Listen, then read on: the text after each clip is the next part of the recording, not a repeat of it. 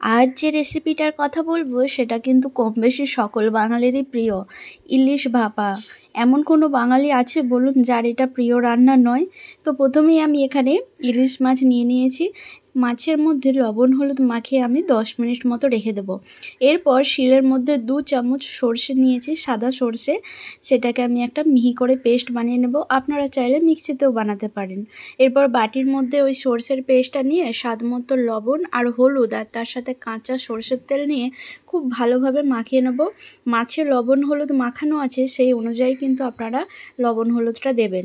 এরপর মাছগুলোকে একটা টিফিন বক্সে দিয়ে ওই মশলার যে মিশ্রণটা সেটা মাছের গায়ে ভালো করে মাখিয়ে নিতে হবে। এরপর শিল ধোয়া জল আমি অল্প একটু দিয়ে দিলাম, তার সাথে দিয়ে দিলাম কাঁচা সর্ষের তেল আর 3-4টে চেরা কাঁচা লঙ্কা।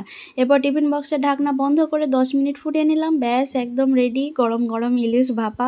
গরম গরম ভাতের সাথে ইলিশ ভাপায় যেন এক স্বর্গীয় অনুভূতি।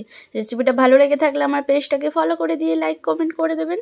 এই রান্না টেস্ট করার আগেই বলা যায় হেভি।